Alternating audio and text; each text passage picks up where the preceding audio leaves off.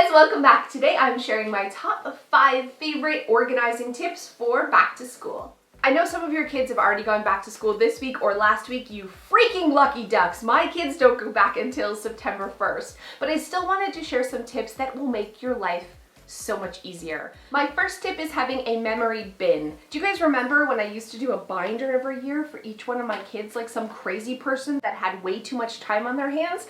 I mean, if you want to do this, this is awesome, but if you're like me and you need something so simple, a memory bin is the way to go. I picked this one up for $8.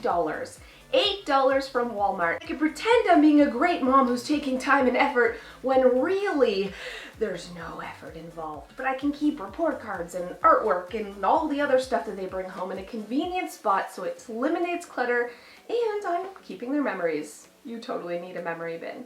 Okay, so these are sweet binders. I have to just take a second to share with you. You put all the things at the beginning and the end of the year, and it's like, and it's like, if you want to do this for your kids, I'm gonna put a link down below where you can download this back to school memory kit binder. But this is the expectation. This is what I wanted to do. This is reality. This is 1 year's worth. They'd come home, I'd empty their backpack. Pictures, report cards, I throw it in a junk bin to deal with later. This is reality. It's a happy medium. It's fast and easy for us lazy moms, but it's still giving the aww of the binder. My next tip is to have a homework station. In my house, it's a drawer in the kitchen where we keep pencils and calculators and all that kind of stuff. But if you're short on space, hang a little bucket above your kid's desk with a 3M strip, load in some pencils. You have an instant. This is, I mean, it sounds fancier than it is, a homework station. It's really a place for all the things they need when they're doing their homework. And it doesn't have to take a lot of time or effort to make one. My next tip is clothes sorting because kids are messy, especially in the morning when you're running late. They like take things out of the closet, they try on outfits, they make a huge mess. Instead, I want you to sort outfits complete with socks, underwear, shirt, pants, whatever it is, and have them ready so they can choose from those sorted outfits. It's going to eliminate the stress and panic and time-consuming part of getting ready in the morning, and their bedroom will be so much tidier. I'm just using this hanging sorter in 2 of my kids' room, and then in one, I actually have 3M hooks on the back of the door where we can hang pre-made outfits.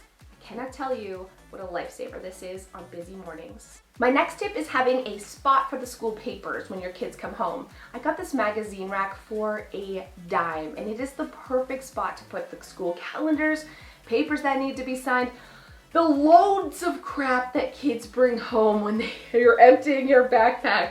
If you have a designated spot for that to go, it is going to save you so much time. I also use this to put their library books so I can actually remember to send them back to school and not pay $20 for the book that I've lost amongst all of their books.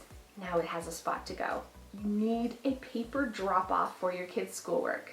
My last tip is having an after-school checklist for your kids, like all the things that they need to do by the time they get home from school and go to bed. It's a visual reminder for them so you don't have to be that nagging mom, and it also motivates them to get all of those things done. I made a bunch of different colors so you guys can print them off and put them in your own kids' room and give it a try. I find these checklists totally work for my kids. Hopefully they work for yours too. So thank you guys so much for watching. Don't forget to hit that subscribe button and ring the bell so you get the notifications so you don't miss another video. And if you have an organized space in your home, you gotta send me a picture. I will feature your home in my next book that's coming out January 15th.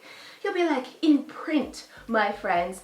I also really need pictures of organized spaces. You will get, of course, a photo credit in the back of the book linking to your blog or website or whatever you want to link to, and of course I'll send you a signed copy of the book. So what the heck are you waiting for? Submit your gorgeous house pictures.